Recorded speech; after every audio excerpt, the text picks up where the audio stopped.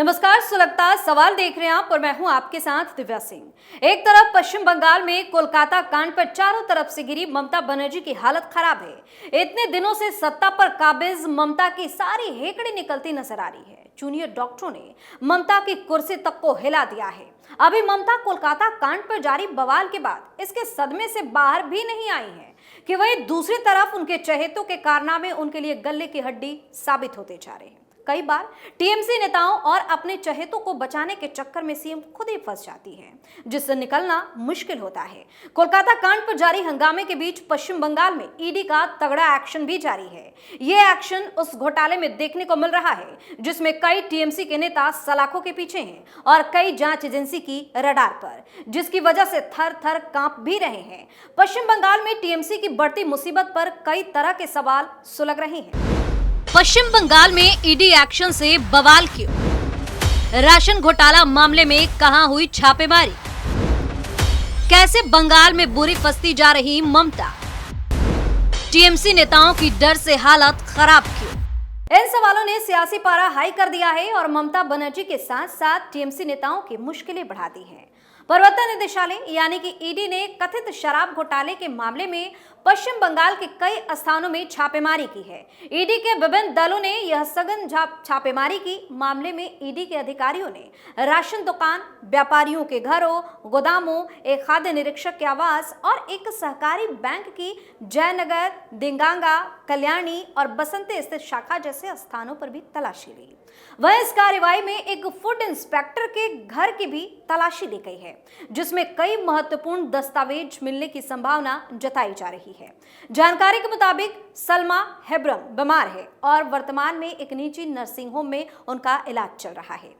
बताया गया कि कोलकाता में भी छापेमारी की गई। यह भी बताया गया कि करोड़ों रुपए के कथित राशन घोटाले में शामिल अन्य लोगों का पर्दाफाश करने के उद्देश्य से बंगाल के कई स्थानों पर छापेमारी की गई है। माना जा रहा है कि और कई मंत्रियों के नाम इस घोटाले में सामने आ सकते हैं। खबर है कि एक्शन और गिरफ्तारी की डर से मंत्री छिपकर रहने को मजबूर हो गए हैं। ईडी लंबे समय से राशन घोटाले की जांच कर रही है। जांच की शुरुआत में ही कई जगहों पर छापेमारी की गई थी और संदिग्ध लोगों से पूछताछ भी हुई थी। इस मामले में राज्य के पूर्व मंत्री ज्योतिप्रिय मलिक के करीबी सहयोगी बकीबुर रहमान को गिरफ्तार किया गया था। बाद में खुद ज्योतिप्रिय मलिक को भी हिरासत में लिया गया। गिरफ्तार लोगों की सूची में वनगांव नगर पालिका के पूर्व प्रमुख भी शामिल थे। हालांकि हाल ही में बकीबुर सहित कुछ लोगों को जमानत मिल गई, क्योंकि जांच में उनके घोटाले से सीधे तौर पर जुड़े होने के प्रमाण नहीं मिल पाए। घोटाले की रकम को उनके व्यापार में इस्तेमाल किए जाने का कोई ठोस सबूत भी नहीं मिला। ईडी ने इसी मामले के सिलसिले में जुलाई में राज्य भर के 10 स्थानों पर छापेमारी की थी। ईडी ने शेख शाहजहां, बकीबुर रहमान, अनिसुर रहमान और बारिक विश्वास के आवास की तलाशी ली थी। ये सभी मलिक के करीबी सहयोगी हैं। आखिर है क्या राशन घोटाला? पश्चिम बंगाल में यह घोटाला राशन वितरण में सामने आया था। जांचकर्ताओं और बंगाल भाजपा नेताओं का दावा है कि यह घोटाला 1000 करोड़ से कम का नहीं है। इनका यह भी दावा है कि यह घोटाला पिछले 1 दशक से अधिक समय से चल रहा है और कोविड के वर्षों के दौरान इसमें तेजी आई। दरअसल केंद्र सरकार द्वारा सूचीबद्ध चावल मिलों और आटा मिलों को खरीदे गए गेहूं को पीसने के लिए भेजा जाता है और इसके बाद प्रधानमंत्री गरीब कल्याण अन्न योजना के तहत उचित मूल्य राशन की दुकानों से लाभार्थियों को बांटा जाता है। सरकारी वितरक मिल मालिकों से गेहूं उठाते हैं और उन्हें राशन की दुकानों में आपूर्ति करते हैं। प्रत्येक वितरक के पास संचालन का एक निश्चित क्षेत्र भी होता है और वे कितनी दुकानों पर अनाज वितरित कर सकते हैं, इसकी संख्या भी पहले से ही तय होती है। वितरक मिलों से कितनी मात्रा में अनाज खरीद सकते हैं, यह भी निश्चित होता है और उनकी डिलीवरी रसीदों में इसका जिक्र भी किया जाता है। अब यहीं से शुरू होती है कथित भ्रष्टाचार की कड़ी। आरोप है कि वितरकों में मिल मालिकों के साथ मिलकर राशन की दुकानों में वितरण के लिए मिलों से निर्धारित मात्रा से कम मात्रा में राशन उठाया। जांच एजेंसियों का दावा है कि इससे राशन वितरण प्रणाली में 20 से 40% तक का घाटा भी हुआ। इसके बाद बचे हुए अनाज को खुले बाजारों में बाजार की दरों पर बेच दिया गया और इससे होने वाली आमदनी को सिंडिकेट के सदस्यों के बीच कमीशन के रूप में बांटा गया। किन पर लगे घोटाले के आरोप? पिछले साल अक्टूबर में राशन में घोटाले के आरोप में जांच एजेंसी ने पश्चिम बंगाल सरकार के मंत्री ज्योतिप्रिय मलिक को गिरफ्तार किया था। मलिक 2011 से 2021 तक राज्य के खाद्य और आपूर्ति मंत्री थे।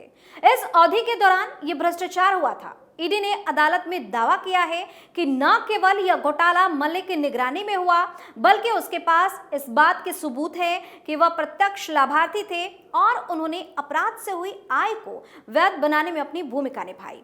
13 अक्टूबर 2023 को प्रवर्तन निदेशालय ने वकीबुर रहमान को गिरफ्तार किया था। वकीबुर को करोड़ों रुपए के राशन घोटाले में एक अहम कड़ी माना जाता है। ईडी ने अदालत में दावा किया कि वह गेहूं की हेराफेरी में सक्रिय रूप से शामिल था। ईडी ने अदालत में यह भी कहा कि ज्योतिप्रिय मलिक की पत्नी और बेटी वकीबुर की कंपनी में हितधारक रह चुकी है। एजेंसी ने मलिक के चार्टर्ड अकाउंटेंट और वकीबुर के बयानों का हवाला देते हुए दावा किया है कि मंत्री के निर्देश पर अनियमितताएं की गई है। जांच के दौरान ईडी टीम पर क्यों हुआ हमला? घोटाले में धन शोधन की जांच कर रही ईडी ने पश्चिम बंगाल में 15 स्थानों पर छापेमारी की थी। पीडीएस घोटाले के मामले में एजेंसी उत्तर 24 परगना में टीएमसी संयोजक शाहजहां शेख के 3 परिसरों पर तलाशी ले रही थी। तलाशी के दौरान एक परिसर में सीआरपीएफ कर्मियों के साथ ईडी टीम पर 800 से 1000 लोगों ने हमला कर दिया। शाहजहां को ज्योतिप्रिय मलिक का करीबी माना जाता है। ईडी ने एक बयान में कहा कि हमलावर लाठी, पत्थर और ईंट से लैस थे। इस घटना में ईडी के 3 अधिकारी गंभीर रूप से घायल भी हुए थे। घायल ईडी अधिकारियों को इलाज के लिए अस्पताल में भर्ती कराना पड़ा। हिंसक भीड़ ने ईडी अधिकारियों के निजी और आधिकारिक सामान जैसे उनके मोबाइल फोन, लैपटॉप, नकदी, वॉलेट आदि भी छीन लिए। इसके साथ ही ईडी के कुछ वाहनों को भी पूरी तरह से क्षतिग्रस्त कर दिया। कैसे टीएमसी ने आरोपों को किया खारिज? घटना के बाद टीएमसी ने आरोपों को खारिज करते हुए कहा कि केंद्रीय एजेंसी के अधिकारियों ने स्थानीय लोगों को उकसाया, जिससे यह स्थिति पैदा हो गई। टीएमसी नेता शशि पांचा ने कहा कि केंद्रीय एजेंसी पुलिस या राज्य सरकार को सूचित किए बिना छापेमारी के लिए की गई थी। क्या यह संघीय ढांचे के मानदंडों का पालन करने का एक उदाहरण है?